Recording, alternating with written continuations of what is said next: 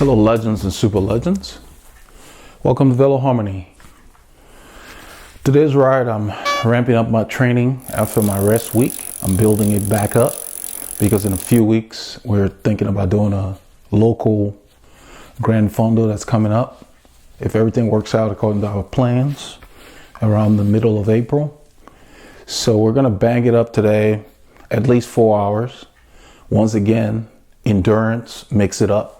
We'll get a few clips for you guys. I hope you get a chance to get out there, guys and girls, and get some K's in your legs. And stay safe while you're out there.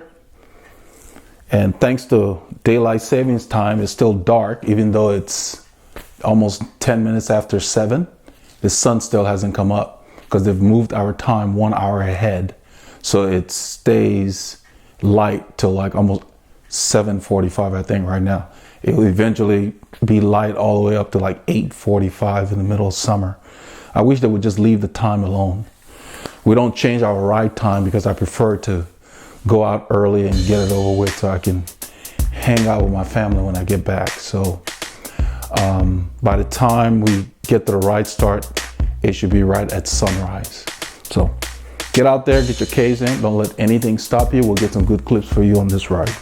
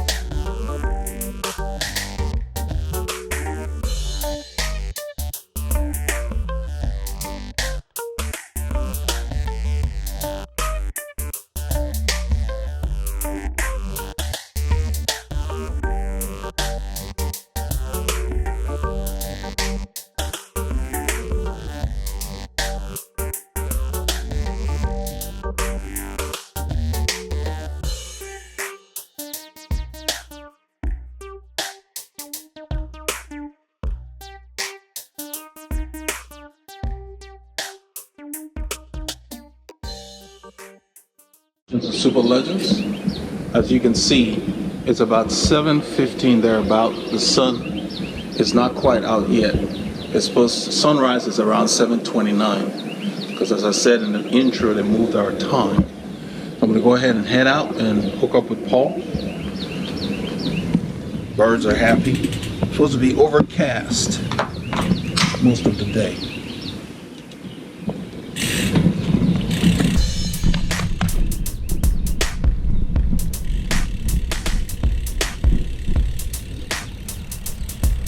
Yeah, this nonsense with daylight savings time.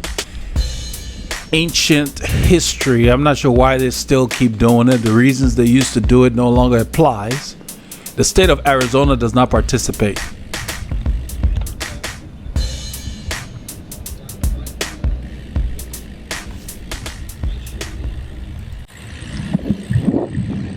It's supposed to be overcast most of the day. So I've got a white helmet on for visibility. Got my white shoes on.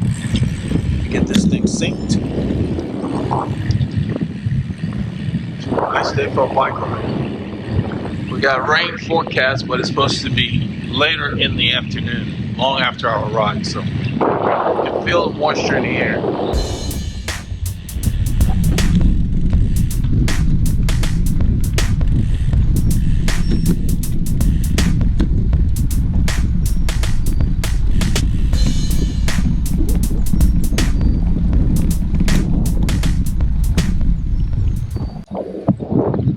I will turn the thing back on when I hook up with Paul.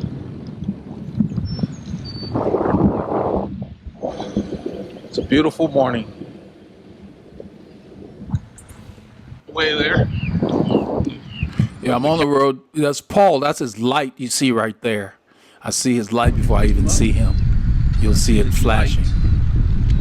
And then once I get to where I can make a turn, it's a long island. It's clear behind me. It's clear, so I move over. I have to pass him. So I tell him good morning right here. Freeze the frame so you can see him. I go by and say good morning, but I got to go all the way down. Morning. To turn around.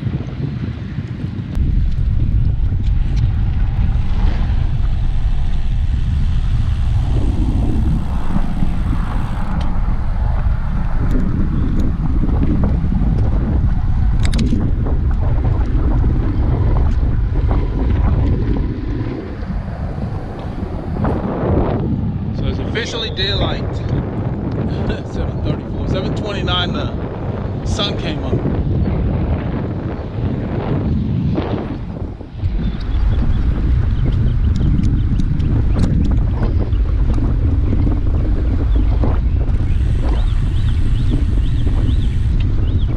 I rode past the ride start and decided to just head out the park because I was early.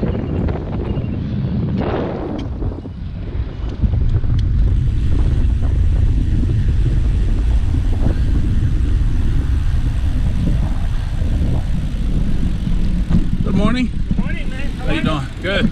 Looking good as always. Yeah. It's a nice morning, man. Yeah. They messed with the time. Yeah. So now it's dark early in the morning. I know. You look good, man. Nice kit. Thanks.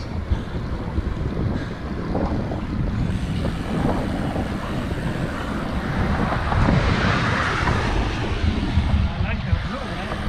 Yeah, me too. Very nice. You know? Come on, man. So we're heading north, Yeah. and we're just kind of easing into the ride. It's about an hour into the ride here. You're not This is gonna after invest our the time. warm-up. You don't need to know.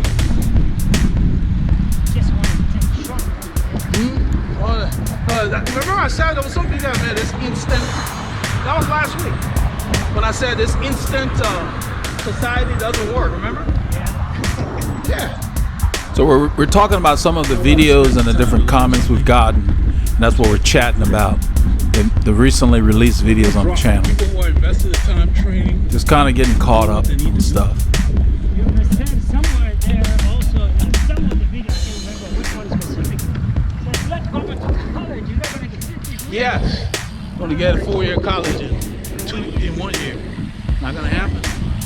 Not going to happen. Takes So at this time. point, we plan to just do sections of the ride because we're doing about 4 hours, a little over 4 hours, I think. That's our plan. So we decided to just do sections Go across. and share some tips and pointers. The first one being how to confirm your bike fit. You know, why you don't need to put weight on the bars. And I decided to do it going uphill because it's harder to do it going uphill versus on a flat road. And that would just further emphasize how stable my fit is. So we check for traffic here. After this car, we just go ahead and turn on the light.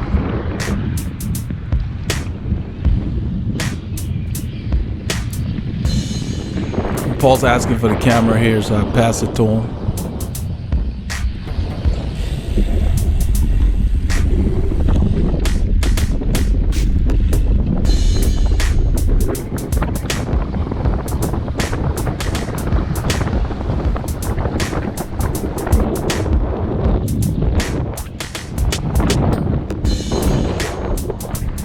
We're heading towards the little rollers that's on the Flint Ridge area here, and that's where I plan to do some of the demonstrations that confirms your fit. Waving Paul over, I thought that little golf cart there, that's the people that take care of the grounds in this area here that are going to come out to the road. We got runners over here. I don't know if it's a race, but they're wearing uniform. Morning. This area called the Woodlands, Texas, is a self-incorporated city that did not allow themselves to get integrated by the larger Houston metro that's been integrating areas. So they're separate. We have a few areas, Jersey Village being one of them, and then Bel Air, more towards the metro area. But they really promote a lot of walking trails and different things, and people are just always outside. In fact, they have a rule where in this area, if you buy property, you cannot cut all the trees down. You are required to keep a certain percentage of trees on the property that you found there, versus Houston where they clear everything and then put those little shrubs out. So this area, that I guess that's why it's called the Woodlands. Very wooded. You know, it's always cooler than everywhere else, of course. At this point in the ride, you can see the cadence I'm maintaining. basically just getting my legs ready for that climb that's coming. I told Paul that I was going to keep the cadence up on this climb and do some of the demos. We've got a few rollers, and so I plan to just do different demos on each roller. So as I approach the climb, I actually end up downshifting a cog. So I'm in like a 39, 23, or 21, something like that. And I'm staying to the right. That's why I tell Paul to come. Shortly, I think I tell him to come alongside. We're keeping the effort right in zone 2 to do this demo. You know, you can see my cadence is high on this climb. This climb gets to about 4%, 4 point something thereabouts. So you feel it. Yeah. It's a quiet morning. There's not a whole lot going on.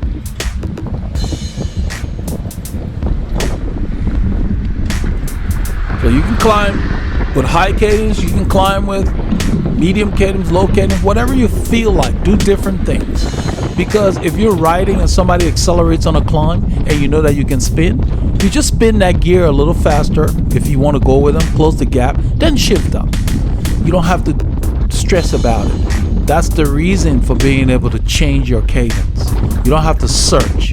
You can respond quickly.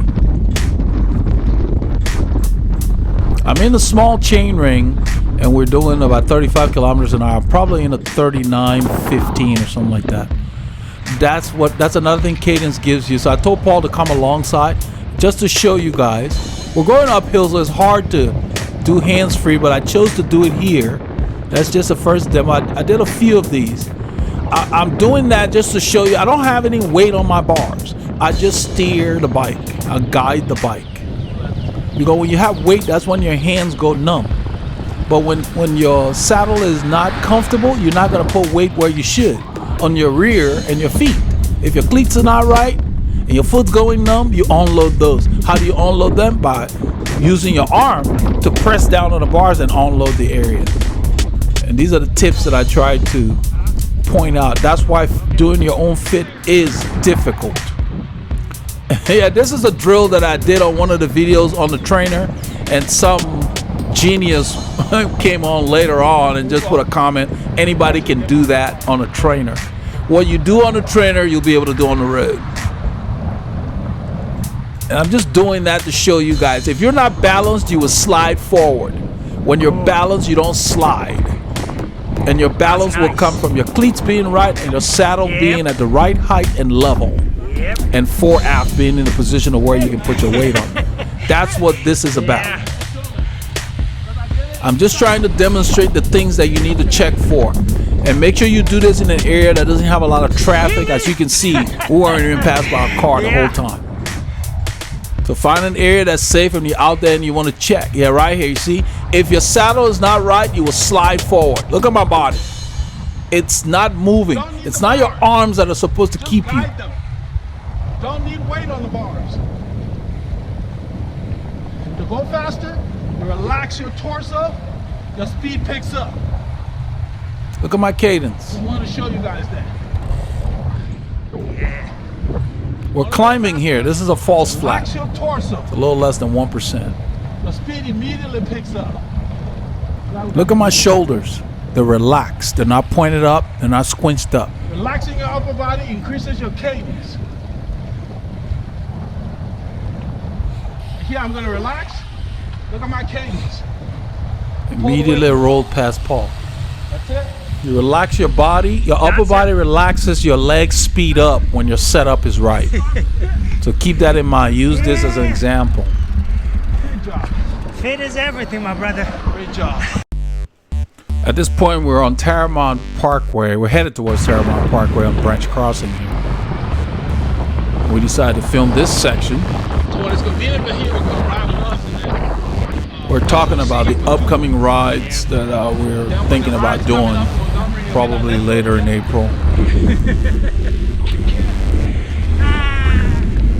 We shared a joke there about the different riders in the area. When you go to these Grand Fondas, they kill themselves and they do things that they have not trained for, and at the end of the rides, they're wasted. like to prepare.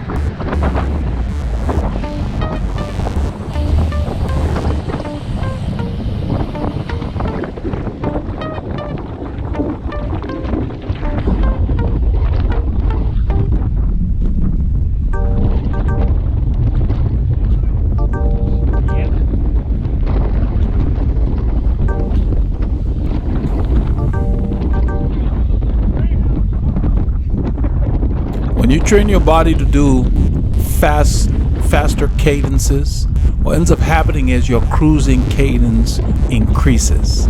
So if today you're normally cruising around 80 or 75 or whatever, as you improve your ability to handle faster cadences, your cruising cadence will also go up. You will be cruising at faster cadences. If you find yourself bouncing when you try to go faster, there's a couple of things. Make sure your fit is right. First of all, everything feels comfortable. Second of all, don't increase your cadence too dramatically. Try maybe 5 to 10 RPM range and let your body acclimate before you start going higher. Get to the point where you're bouncing, then go down a little below there and stay there. And let your body get used to that. You're teaching your neuromuscular pathways to handle fast cadences. So it's not going to be overnight. It's something you're going to have to work on all the time. That's what I mean when I say we don't ride, we train. You have to have a purpose. And you don't need to be pushing a big gear. You don't need to be killing yourself. You don't need to be in high zones. These are drills. Every sport has drills. Soccer players pass the ball to each other when they're working on drills to get that skill down.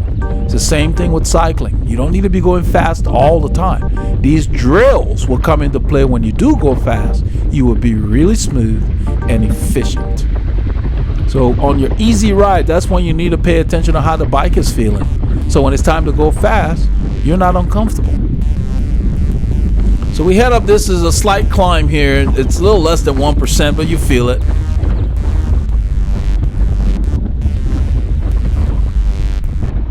And I think we switch after a little while. I think Paul and I had already discussed just switching. My strap on the shoe kept coming loose.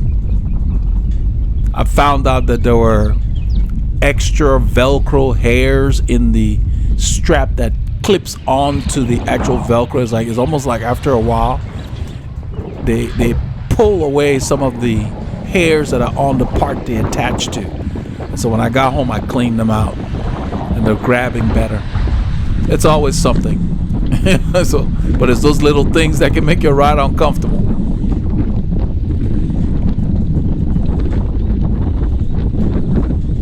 So Paul comes to the front. I take the camera.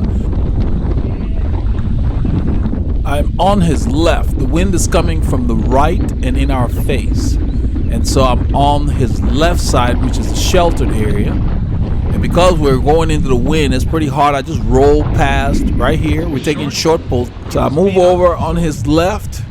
And right there, when this road kind of turned, the wind shifted. So you always have to be looking. The reason I passed him on the left was because when we turned on that little curve, the wind shifted the direction. So the wind was coming from the right and in our face.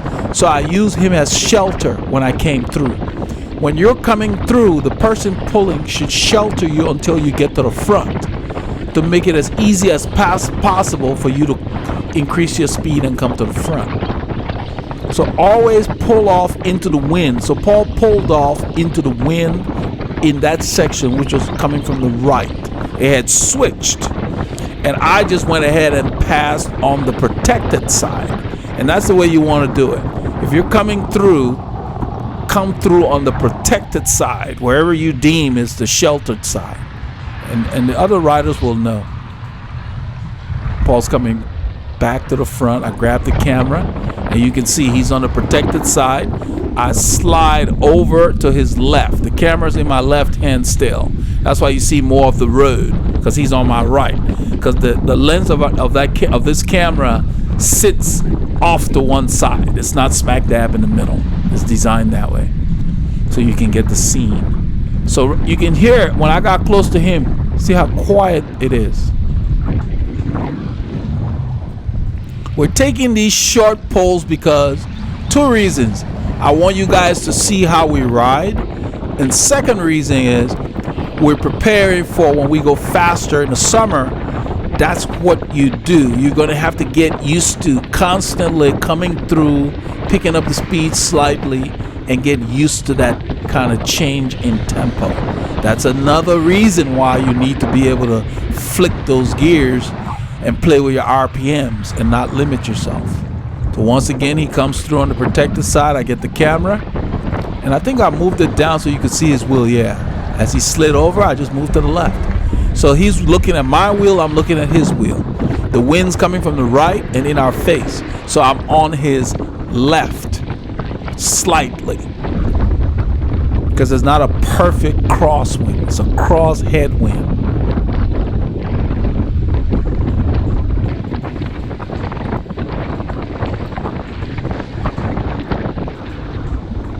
So I've slipped through and just hand him the camera, and I roll by on the protected side, and I'm looking at his wheel under my arm, and I slide over. You don't need to keep your focus on it, just glance, and you will get a feel for it. Just make sure there's room as you come over. And so now he's protected, and you can see how quiet it got quieter.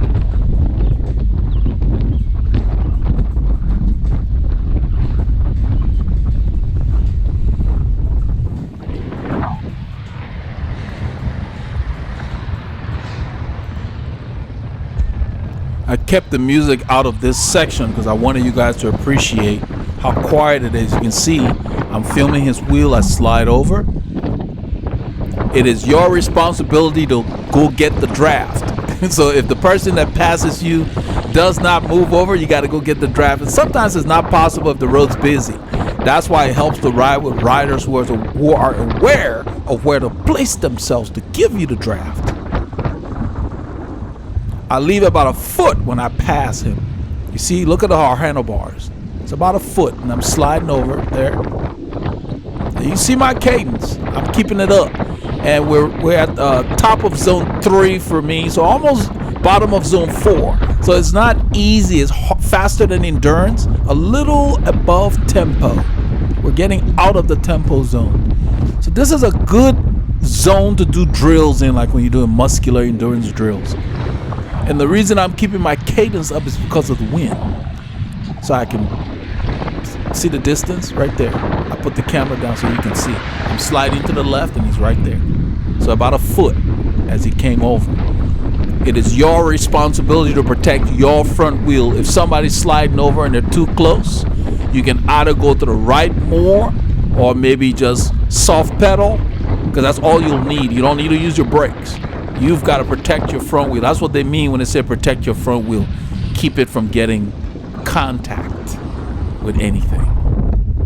That's why we're doing this, just to show you guys more so than we did in the other ride. These are not easy when you're going fast. If you have not practiced these drills, not only will you not know how to execute them, but then when you're going hard, it will take a lot of energy when you mess up to try to come through or close the gap or get back in the draft. And before you know it, you're tired because you're in the red line. I moved it down again so you can see his wheel, and I slide over. So as soon as he's halfway past me, I start thinking about getting in the draft. And you don't need a lot of riders to do that. You ride with 50 people. The people you're most concerned with is the person in front of you and around you. You're riding with really 3 or 4 people. It doesn't matter how big the bunch is. It's the people closest to you you're riding with. So don't worry about the size of the group. Doesn't matter. 1 rider plus yourself is plenty. Ideally, you want 3, so you can get a great workout. In a breakaway. I was telling Paul that this is what you work on when you get in a breakaway. It becomes second nature. So the light changes. In this section, we decided to show some aerodynamic positional drills as far as how you can position your body at speed and how you should be able to tolerate the different positions and maximize your efficiency. So So right here, I decided to roll up the speed a little bit. We're doing about 20 miles an hour here. And I'm settling in. But at this point, we decide to just show you how low you can get while you're at speed and under load and applying power. I'm on the hoods right here. I'm not fully aero yet. And I don't know if we talked about it beforehand, or what I told Paul to come around. Yeah, I think I told him to come around. Yeah, to get me from the side. So I wanted to show you guys and girls. Good fit. You fit into your bike, boys. You can get this low at speed, and it's comfortable. And you can drive the bike. Go ahead, get back and drive. So I had suggested to Paul to get back in the drive, but he came back to do more filming, which was cool. The key is that your saddle height, the foreaft needs to be correct. For you to roll your hips when you're in the drops, if you're not sitting on the proper section of the saddle, it will not be comfortable. So in order for you to be able to stay in the drops and still generate power, you have to be seated in the saddle, not on the back. Look at my saddle. Look at where I'm sitting. You can see the back of the saddle is free and clear. You should be able to stay here all day, all night. So if you can't hold that position while you're riding and all you're doing is riding the tops all the time, something's up with your fit. Either the bars are too low, saddles off to where you can't roll your hips. It's a number of things. So it's not any one thing that anybody can just say that's it. That's why most people say you need to revisit your fit. So we turn right here and we're gonna hit a couple of what I call little bumps. I keep the effort the same. I shift down in the back. I'm on the small chain ring. I'm probably in a 23, 21 or a 19. So accordingly, my cadence drops in the 80s. I'm using more strength. There's nothing wrong with pedaling at 80, 85, 70, 75. But once you go much below 70, your legs tend to not recover as quickly. That's the key. So whatever gear RPM range you're riding in, the key is that you remain smooth. And to do that, you really have to work at it, and you have to start with a good fit. There's no shortcuts.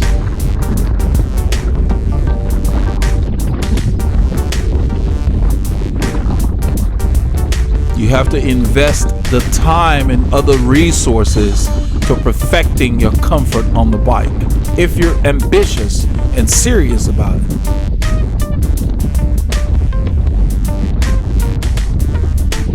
And by ambitious, I mean you want to do better. It doesn't mean you want to go win the Tour de France. It means you want to be the best rider you can be.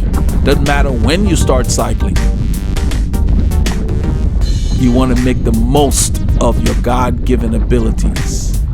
And it's going to start with a fit, because if you don't like riding your bike because it doesn't feel good, it's going to be impossible for you to improve.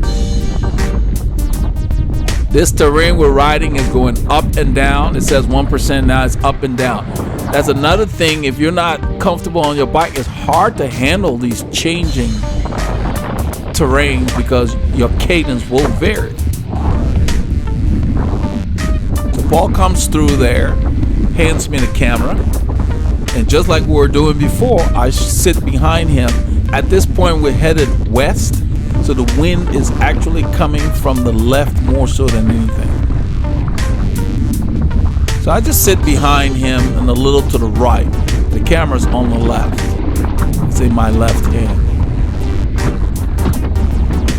By holding the gimbal in the left hand, I can shift comfortably with my right hand, because I decide which ring I'm going to be in. I don't do much shifting between up and down, small and big changes. So it's the right shifter which controls the rear cassette. So I keep my right hand free. That's the way we handle this.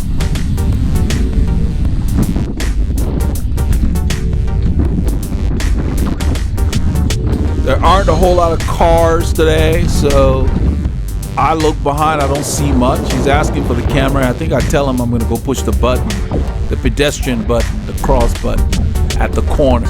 That's why I stay in the right lane. There's no cars behind us, so if you don't push that button, this light will not change. They have those magnets that they cut into the road, but it only picks up cars on most of these intersections. So I go over and I push that button so the light can change. After I push the button, then a car shows up. You know, but it doesn't matter. That's just what we do out of habit. I don't want to sit there through too many cycles. Just the car coming, just having a car. And sometimes they don't come close enough. When they see you at the intersection, they don't come close enough to trigger the light, because those things that cut in the road, the sensors, don't go back too far at every intersection. So whenever there's a doubt, I just push the button. So right here we're on 2978. Oh, yeah, I see him. Huffsmith Corville Road. We're heading towards I'm surprised we don't see Tomball, Texas. So we ended up exploring on these rides. We really explore a lot of areas that normally you'd need a car for. So we're out of the Woodlands. We're now in Tomball. We decided here that Paul's going to take us up this climb out of the saddle. For those of you who are having challenges, when you're out of the saddle, you don't spin. You just find a rhythm that's comfortable for you to maintain. And spinning does not mean that you have a high cadence. I've explained in multiple videos for those of you who are new to the channel. Spinning means you're smooth through the phases of the cycling circle. So we're gonna ride this climb. I'm gonna film Paul out of the saddle. I just wanted to clarify what I meant on there. Spinning does not equate to high cadence necessarily. Okay, so I'm addressing something that somebody came to the channel that said he was having trouble spinning. I suggested he might need a coach because it seemed like he was doing a lot of stuff wrong. When you're out of the saddle, it's not efficient to try to keep your cadence excessively high unless you're sprinting. So you're just using too much energy. You're not going to be able to do that very long. When you're out of the saddle, you can spin, meaning you need to be smooth, but your cadence needs to drop.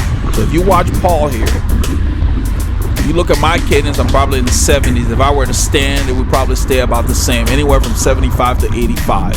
That's good. You're still spinning, but you're not spinning at a high cadence. And so I have to qualify that. Generally in cycling, when people say this person spins, everybody assumes it's a high cadence because that's how most people use that.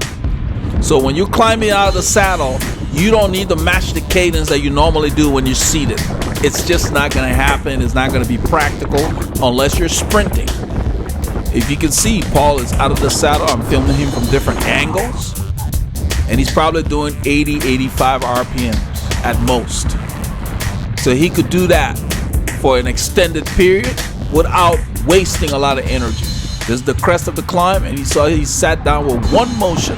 He didn't stop pedaling because his fit is right and he has practiced climbing out of the saddle.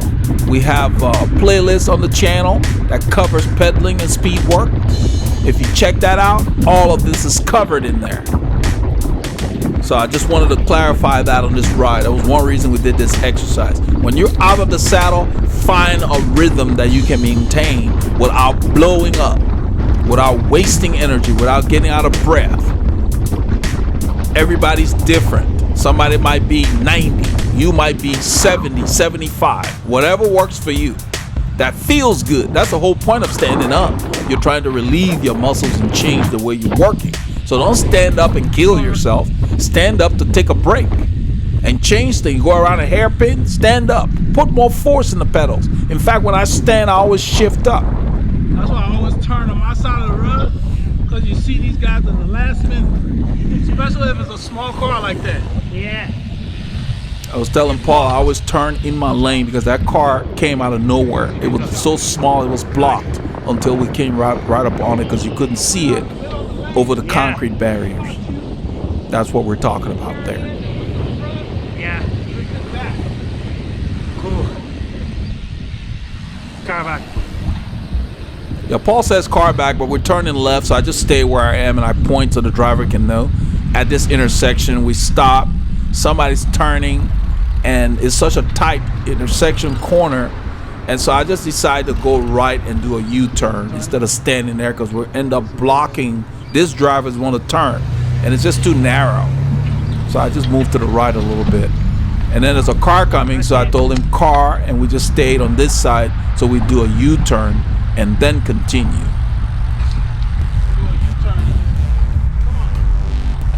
So we turn and go through the green light.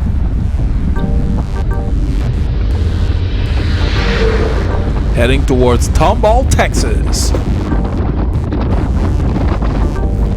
And you can hear the wind. It's picked up. We're heading west. It's coming from our left, and it seems to be swirling around.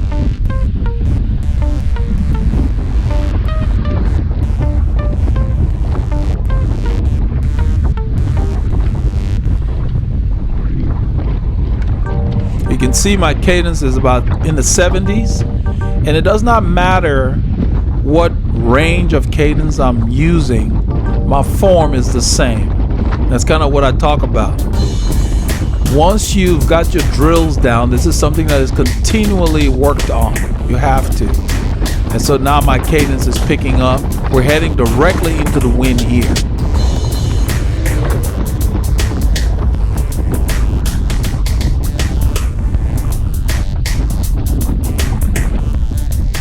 Now we're going west. There, that sign was for construction about 2 kilometers down the road. There's a lot of digging going on the right. I'm not sure what they're doing, but there's a lot of road work.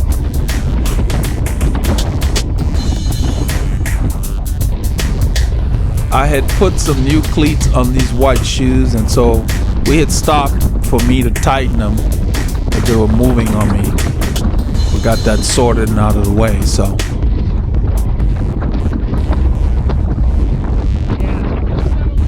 Paul was asking me how I was feeling. I was letting him know it's fine. When I put new cleats on the shoes, I do not tie them down too much. I get them just snug, because I like for my cleats to be perfect. I don't like any twisting motion on my knees or anything. So even though I have play on the blue cleats, I still set them to where they're perfect. I don't really take advantage of the play much. I like them nailed down. So the first few rides I take an Allen wrench with me, a 4mm, to get them perfect. On this road here, it's going up. It does not register, but right after we went over that bridge, it might say -0. It's basically flat here, and then it becomes a false flat. It's a grade. And the wind is coming from our left and swirling around.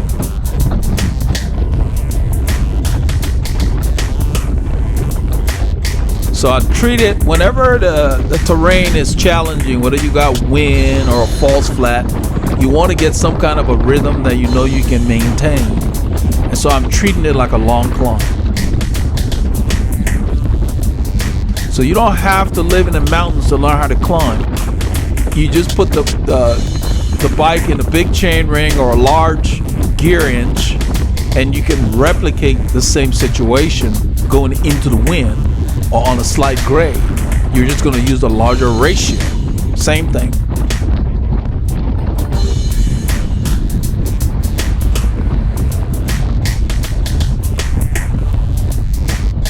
Right here, I'm above endurance zone, heading into tempo. We're just going to pretty much pass through and go to zone 4. I like to ride in the sweet spot area most of the time.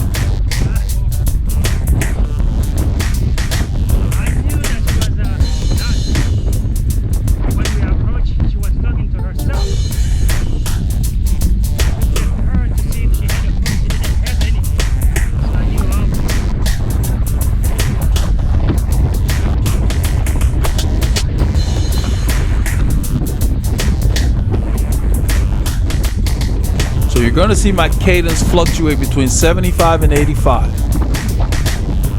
That's where I usually like to climb. I put more force into the pedals and I use a slightly larger gear.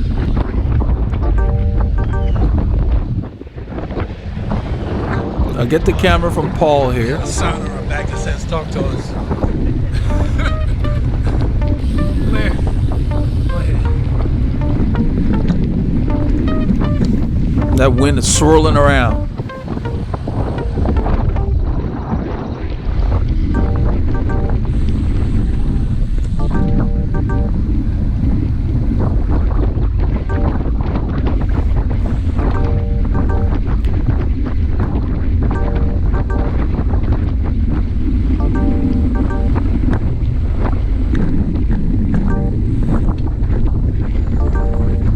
This might as well be a slight grade climb per se, and so we settled into slightly under zone 4 here, effort wise, a little above tempo.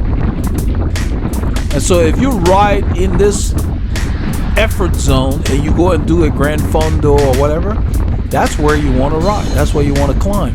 So if you're going with a group and they're fast, sit in, see how you feel. If you're in the correct zone for you that you want to maintain that day, then you stay with that group. So Paul's letting me know he wants to rotate.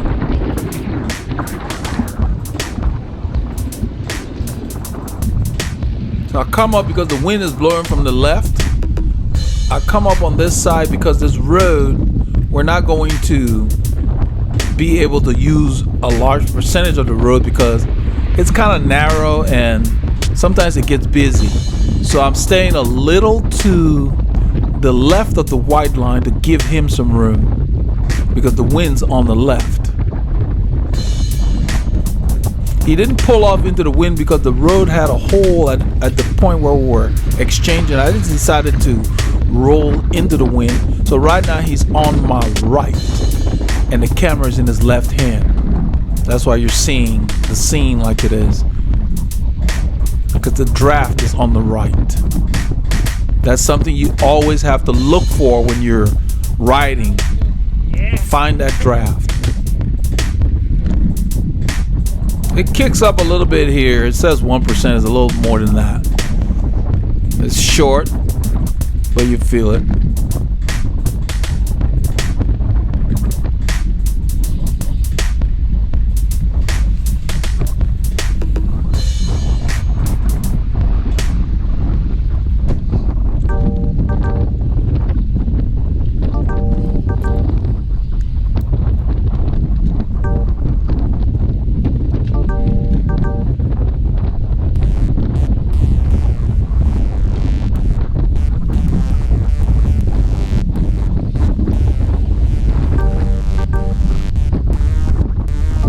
The terrain has changed here. We're going slightly downhill. It says -2, -1.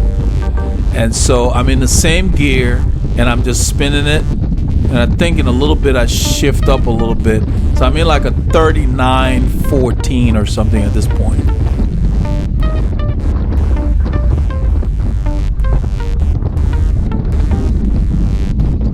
A 39-14 is the same gear as a 53-19. So, you know, a lot of people say, oh, I'm on the big chainring. Don't focus so much on whether you're on the big chainring or small chainring. You need to understand the relationship between those gears. You can have the same gear inch on the small chainring as well as the big chainring. And I have videos in the playlist on the channel that talks about understanding gear inches. Just because you're on the big chainring doesn't mean you're necessarily in a large gear.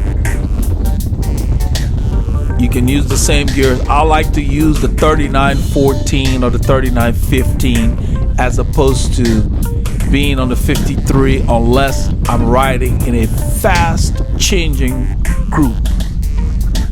And then I'll just stay on the big chainring and use those same ratios.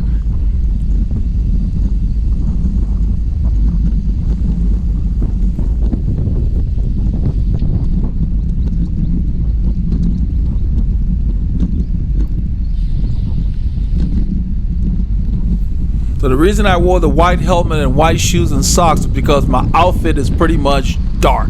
The shorts are black. The shirt is navy blue and sky blue kind of combination. So they're dark. So that's why I wore white on my feet, because it's moving. And then I took the white helmet. That's the way you want to dress. You want to make sure you're seen. So my light on the front, light on the back, and then my kit are multiple ways of making sure you're visible. And then parts of that kit has reflectors on it, those stripes. And then my gloves have blue, sky blue in it as well. Well, it's not navy, I guess regular blue. Ultramarine. But that's the way you must always think about your kit. You want to be visible. So we roll through the light, we get into Lone Star College, we're taking this shortcut. Yeah, because some other car behind followed the lead. Paul was talking about cars at that traffic light we just left. Two of them had gotten on the wrong side of the road thinking it was a double lane highway in one direction. I'm not sure what the yellow line meant to them, but I guess they must have been colorblind. That's kind of what he was talking about. So they stacked up on the left side of us when that's the eastbound lane. They were sitting there heading west. So good thing was no other cars came, so it would have been a mess for them. We were looking for our lab when we came through. I asked Paul, I said, where's the lab? Our lab wasn't out today. So at this point, we decide, okay, we're going to ride this hill.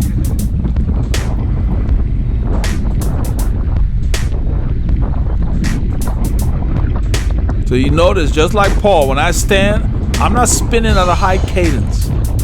I'm just standing and getting the gear rolling.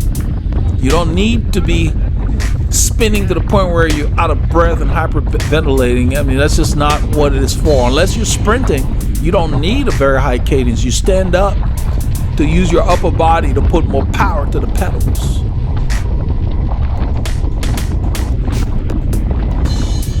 This climb gets up to 5%. Too much.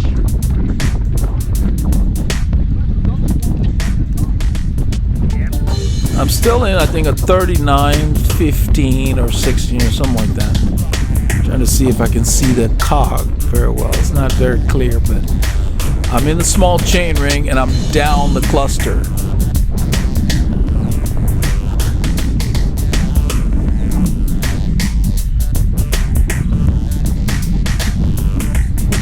I intentionally allow my cadence to fall so I can feel it in my legs.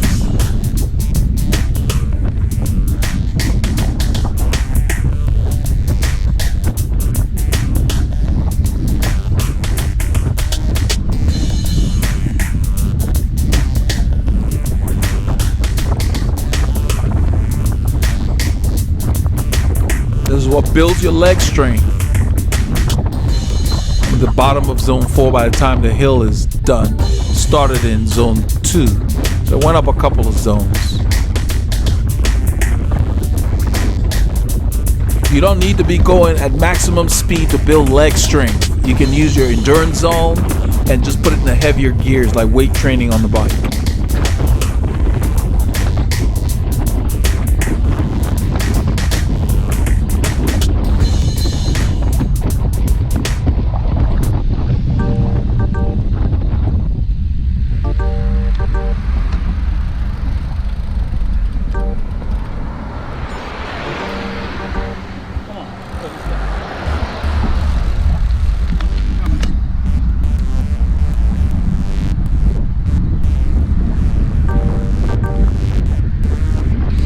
You can see where I plant myself. I'm intentionally there because I don't want these cars to try to pass in this curve, because they will if you let them. We're going into the park. A lot of them go left because that road curves.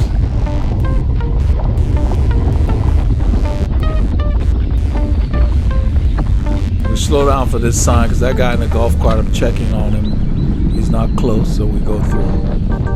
And we actually had an officer stop us in this park, and what he said was, if you at least act like you're slowing down, they don't have a problem with it, especially in the park. But to just blast through the signs like that, and that day, a member of our group, this is when we rode with UMC more than a year ago, just did something reckless, and I saw it happen, and I wasn't too proud of it either. But you need to at least slow down, look. You don't have to put your foot down, and really most officers will not bother you if they see that you're doing it conscientiously. And it's just the way to ride. You got to be aware of other people using the road. I ride too many hours per week to take chances. it just doesn't make sense. So we kind of chatting here, rolling along. It's like we had hammered the other hill a little bit, but I'm not sure what we're talking about. But shortly after this, we start to ride again, because I had to tell Paul, yeah, we need a ride.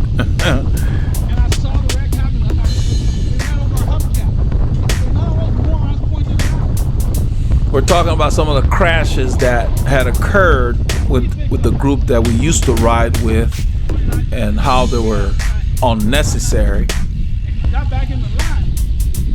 They were not calling out hazards, and so somebody ran over a hubcap at speed, and he fell, and it was a pretty serious crash. He didn't get too badly injured, but it was just a scary looking crash on 2920.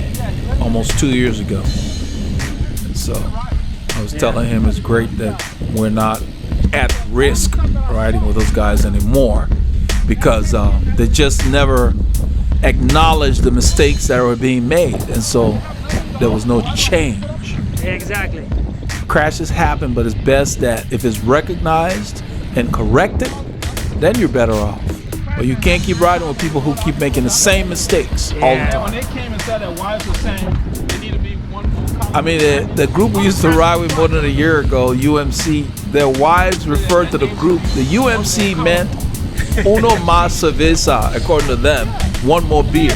Their wives started calling the group one more collarbone.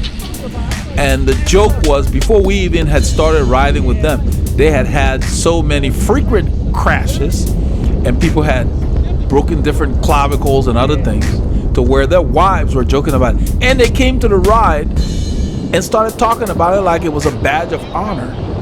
And, I was like, this was one of the reasons I was like, man, it's time to move on. Like, it's really cool to have a lot of crashes in your group. So they had a whole different mindset, because it blew me away that they would mention that. That's like putting your dirty laundry out in public. So, needless to say, we're doing something safer and different and better now. So down here, there's a little ripple in this pavement. Right there. Yeah, you go over it, it's uncomfortable. There's a car with the door open, so I'll let Paul know. You give them plenty of room just in case somebody steps out. People walking, so we can't use the dirt here. So what I do is I lift my front wheel and barely felt that speed bump. That's how you do it. It's just rolled over. It's very, very comfortable. So we're not hammering the hills here. We're just kind of walking the bike. That's what it is when you stand. Find it rhythm. Unless you're sprinting for a reason or you're working on sprints, just find a rhythm. Walk your bike, use your body, control your breathing. You'll be able to do it longer. That's the way you climb out of the saddle. It's not the most efficient way to climb, but if you're gonna do it, get a rhythm. Some people like to climb like that. I do that when I lose momentum and I don't want to sit in a small gear.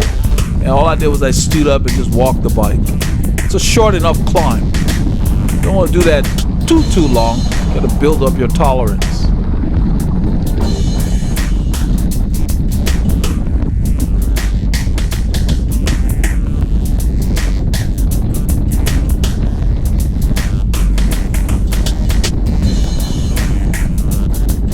So my rear light is showing well today on this camera.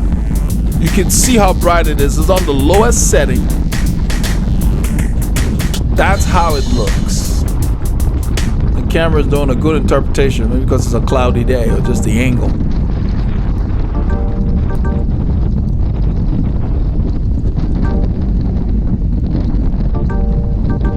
move way over because these guys look like they were going to come out into the lane. Always got to be watching those pedestrians. Pedestrians and cats, I don't trust them. Anybody who been around cats know that they don't cross the road very well.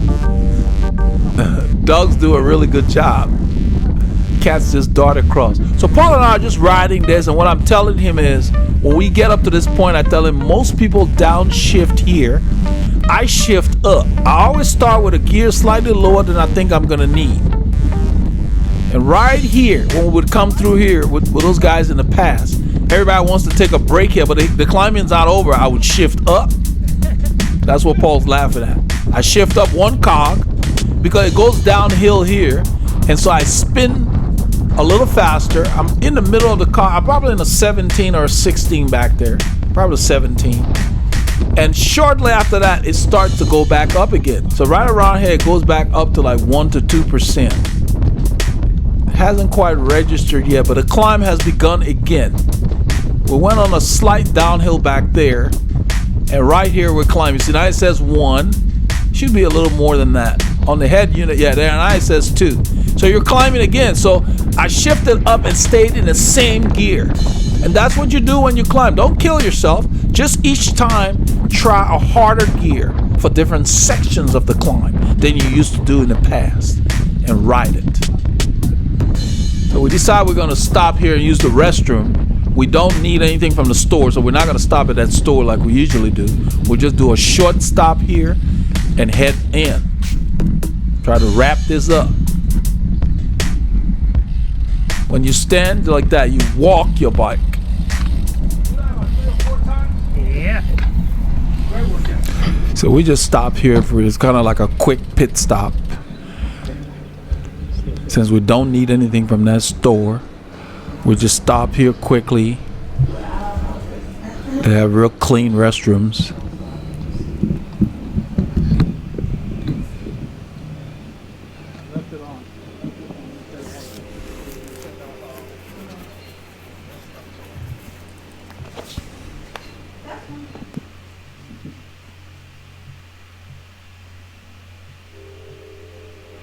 So Paul's loading up. He's eating something. I had already eaten while I was on the bike. We also had banana bread the first hour into the ride.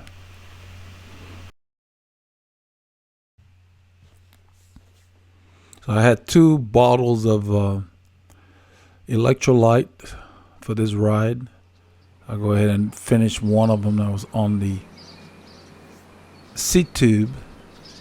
And we're pretty much ready to go. I'll come and grab the camera, and we head north towards FM 2920. We're on a road called Parsimon. I turn the camera on.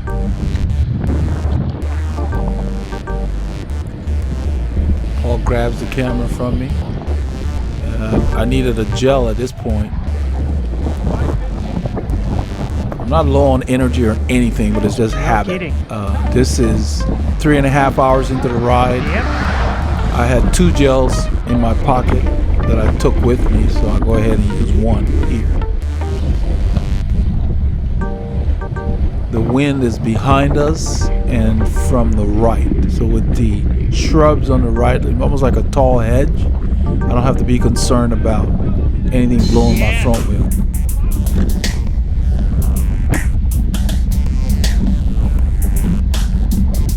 I had checked the weather like I always do, and I knew the day was going to be overcast.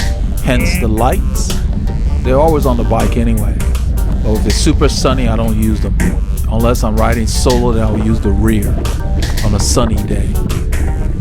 But for a day like this, yeah, that's why I have the white helmet and white shoes and contrasting gloves. I did not use solid black gloves.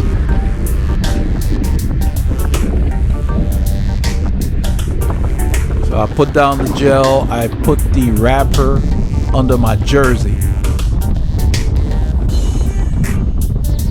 Whenever possible, avoid littering. Just stick it under your jersey. If your jersey fits you well, it'll stay there till you get to someplace where you can discard it. A lot of times at this point in the ride, I'm taking that home and I would throw it away when I get home. So we're doing about 18 miles an hour. The wind's coming from the right and slightly behind us. It's not a day where you got a tailwind pushing you along. We still feel it. We feel that the breeze is everywhere, especially now that we've left that hedge behind. This is very exposed to here.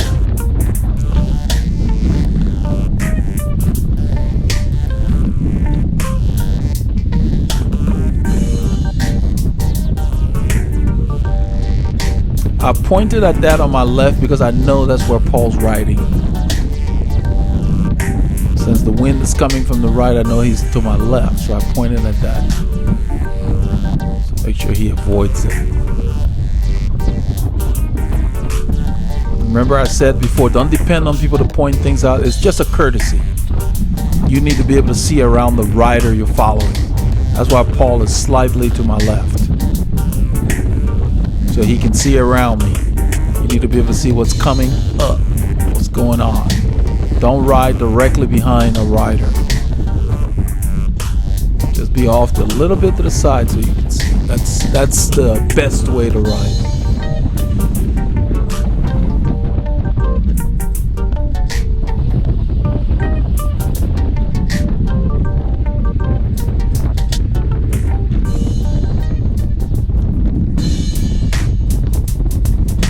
We're approaching 2920, the FM 2920. That's what's coming up here. We're going to turn right and we're going to be heading east. We're going to be going directly into the wind.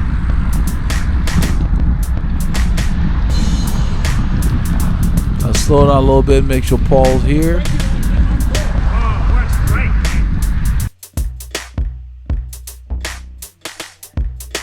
We're in Tomball, we're leaving Tomball and heading back into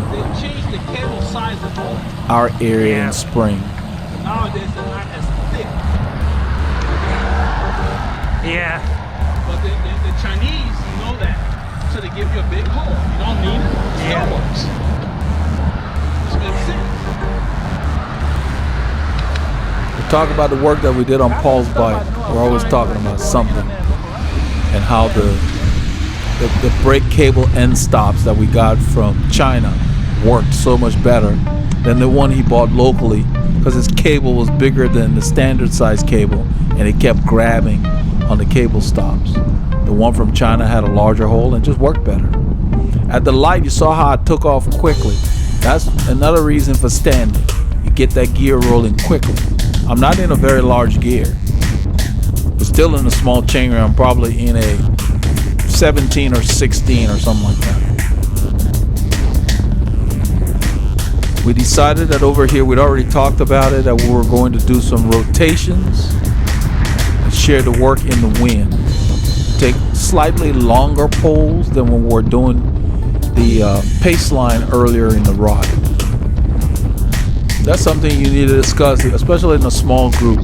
In a bigger group, you really don't need to talk about it. You'll kind of see what people are doing, and you only want to pull for as long as it's comfortable for you, so you have energy left to get back and not get dropped.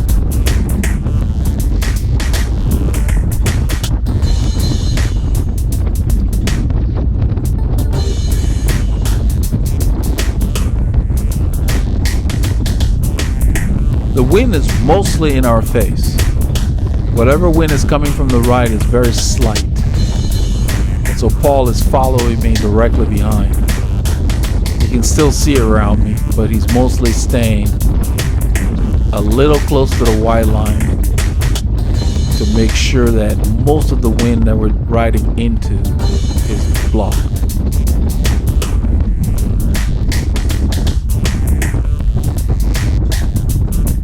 I'm in the drops. The drops and the hoods, as far as resting and keeping my arms parallel when I'm on the hoods into the wind, those are the two positions I like to use. The longer I stay in the drops, I might go from the hooks to just the bottom of the bars. I think that's where I am now, just resting on the bottom of the bars.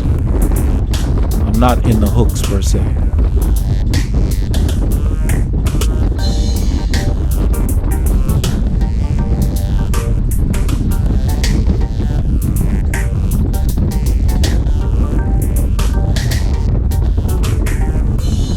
I'm in the curve right before you get to the hooks.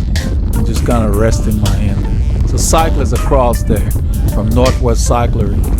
And I asked Paul, I said, that jersey looked familiar. And he told me, the guys from 290. The ride we tried to do a few months ago where they had no ride leader. In a couple of weeks, I think Paul's going to be traveling to go to visit his son in Waco, and so I may find a group and just sit in and film some stuff for you guys. But we have other plans. We're gonna do probably a ride the Friday before he leaves and have some teaching moments in that one, because it's hard to know what these groups are doing. But we'll keep it interesting. We'll have something.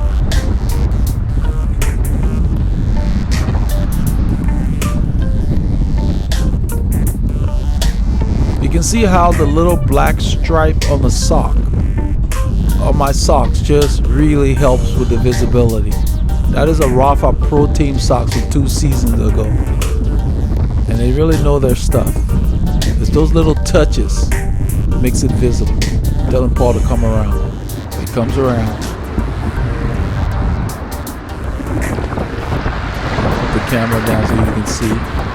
And so at this point here, the wind seems to be coming, like I said earlier, strictly from the front. We're not getting much from the right. It's almost like it's blowing from the left now, which is north and northeasterly. Because even though the temperature is up where it says 21C, it's kind of a cool 21C. It's not a muggy 21C.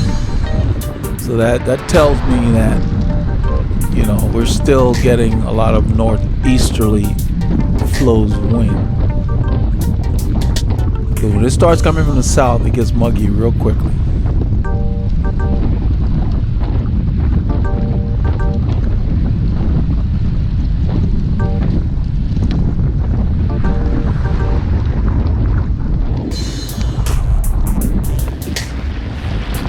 I slip Paul the camera as I go by, sheltering him, and then I drift to the left because the wind is continuing to blow from our left and in our face. So now he's staying on my right. I get a drink. These are all the things you need to be able to do. You need to practice that. If you're having trouble doing these things, that means you're not comfortable on your bike to where you can move your hands around, you know, then you need to work on that. You need to straighten out your fit to where your body is relaxed and you're pedaling. The bike should be at a point in space to where you feel like it's just there. It's not in the way. You're pedaling and the saddle's just there supporting you.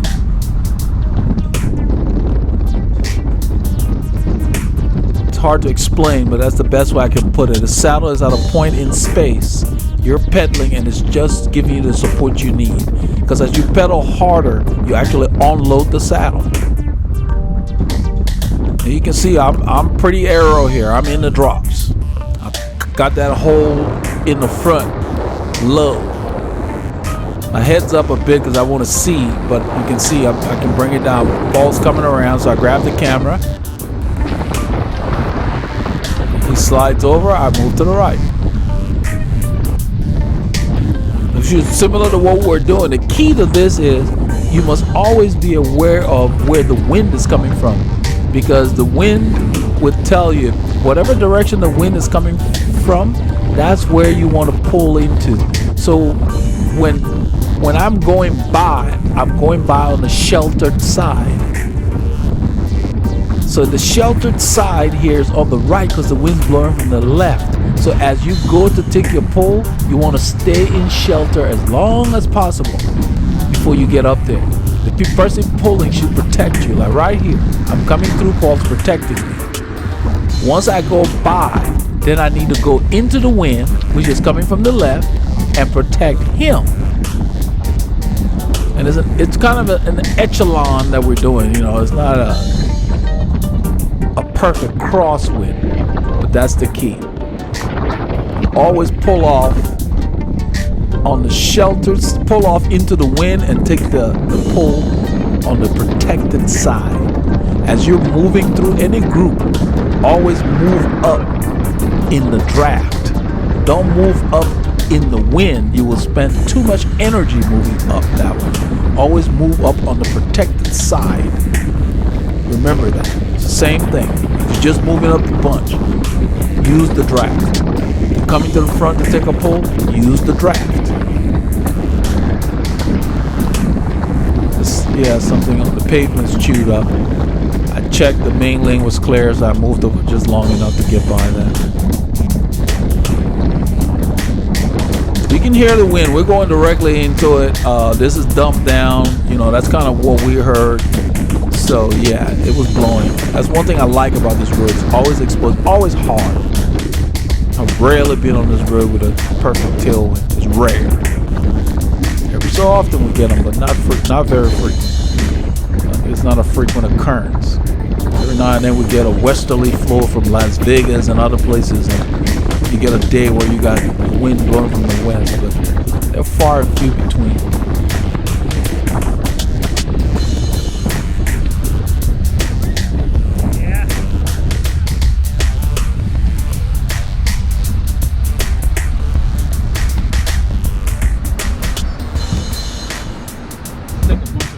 Shopping center. Yeah, that's what they do. Cut the trees. Yeah, to cut the tree back. There are a bunch of trees behind us that he just showed. They cleared the trees out. Now they're going to probably put a parking lot and some shopping center again out there. In the woodlands, they require them to keep the trees. You can't cut all those trees like that. This is outside the woodlands. Some box in the bike lane there.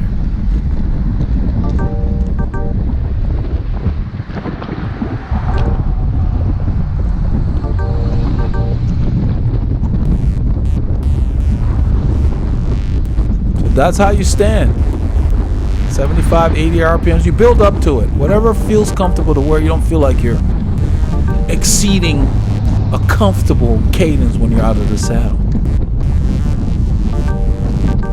Build up to it. Start standing for a few seconds at a time and then extend it. Your body will adapt.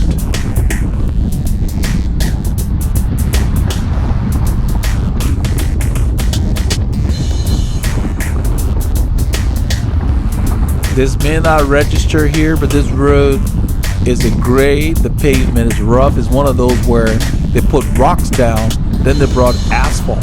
So it's not smooth, buttery asphalt.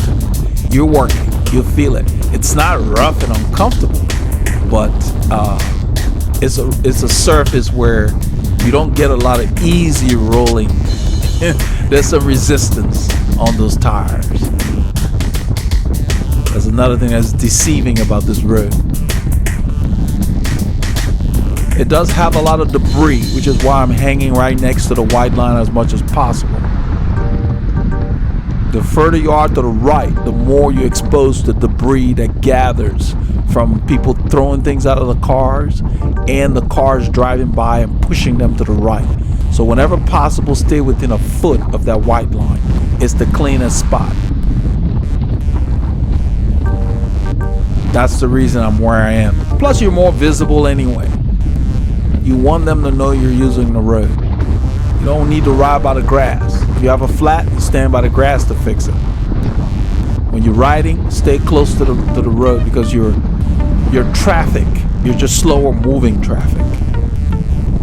And quite a few of the drivers, even though you're outside the white line, will pass you wide. You get the odd genius now and then that wants to pass close to the white line. It's not that frequent. I stood up just to kind of get through that little rough patch of pavement. There was a lot of debris and sand and dirt. So I stood up. That's what you want to do when you go through debris, little rocks and stuff. I hate riding through little rocks because you don't know which one will cause a flat, depending on the size of it. So whenever possible, I stand when I go through little rocks and stuff like that. That part of the pavement was chewed up. I checked for traffic and moved over. And Paul moved over with me. We didn't have to break up our rhythm.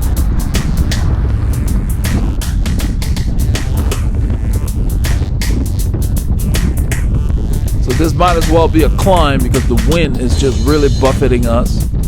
And so I'm in probably a 39.14 or something like that.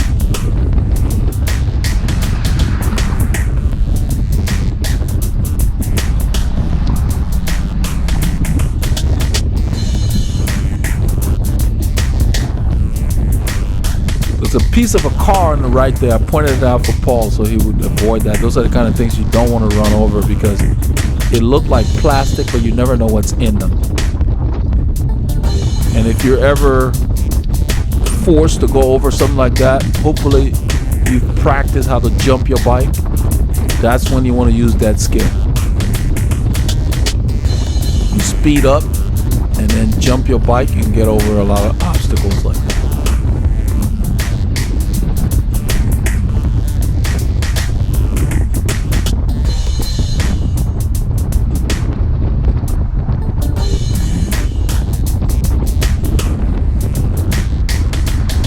Turn right here and the wind does not let up. It just seems to be everywhere.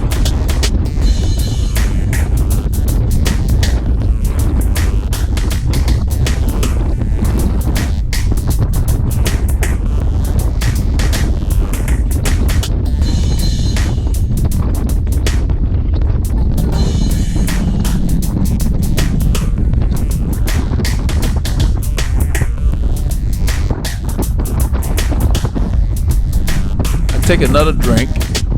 Anytime I think about drinking, I drink. And I think about eating, I eat. That's your way of your brain telling you that's what you need. Even if you're not thirsty. Once it crosses your mind, drink.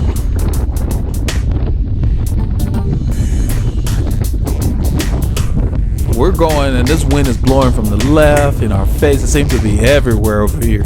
You can see our speed's dropping a little bit. Not too much.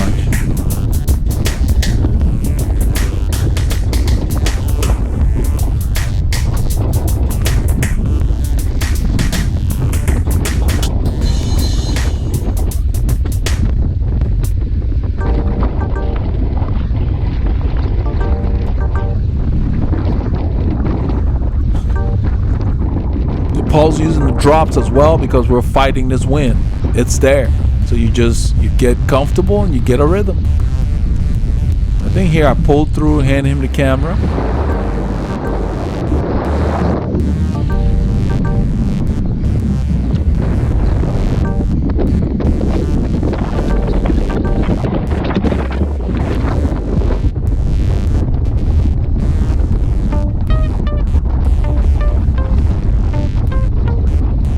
And here we're going directly into the wind.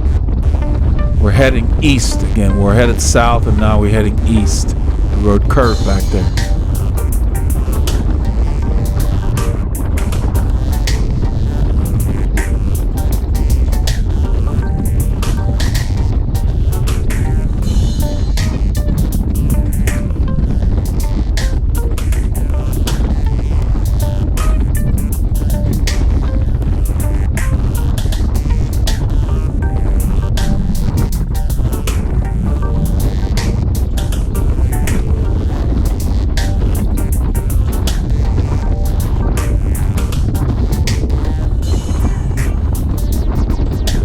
This entire stretch, I decide I'm just going to sit in the drops and let the wind slice around me and keep our speed respectable.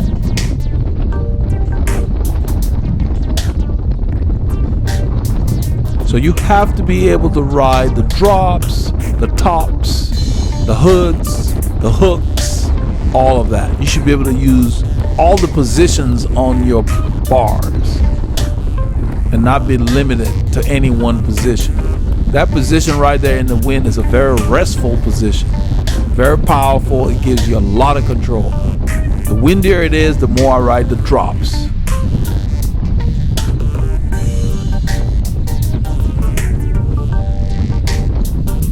The light's red, we're stopping. I'm going ahead and just let Paul know, turn off the power.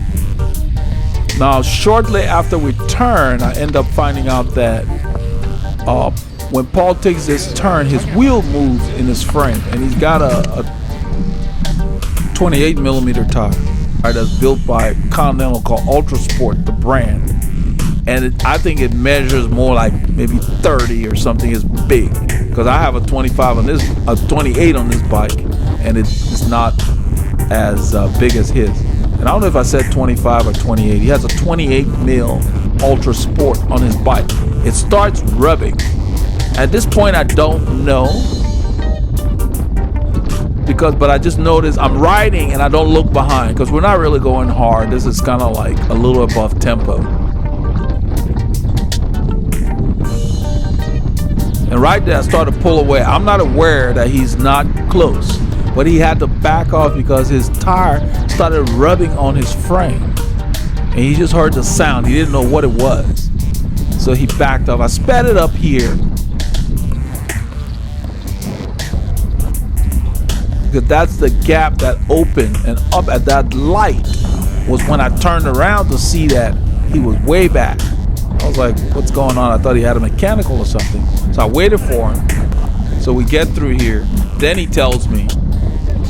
Yeah, both sides there is a noise coming out of my bike. I don't know where that is. It's like. He says there's a noise coming out of his bike. And I could hear it. It was like tweet, tweet, tweet. It was rubbing on something, the tire. So I sped it up here. We pulled into this street right here to find out what's going on. And it was good that he didn't ride. So I grabbed his bike. I thought it was the brakes. Seizing from there. The tire wasn't even moving, which was weird. See right there, it's sticking. Oh, the tires is rubbing on this thing. So it was touching the back of the front derailleur clamp. The tire's rubbing on the. So I loosened the skewer there. So when he took the corner, something happened. The tire moved somehow. You see it? Yeah. I wonder.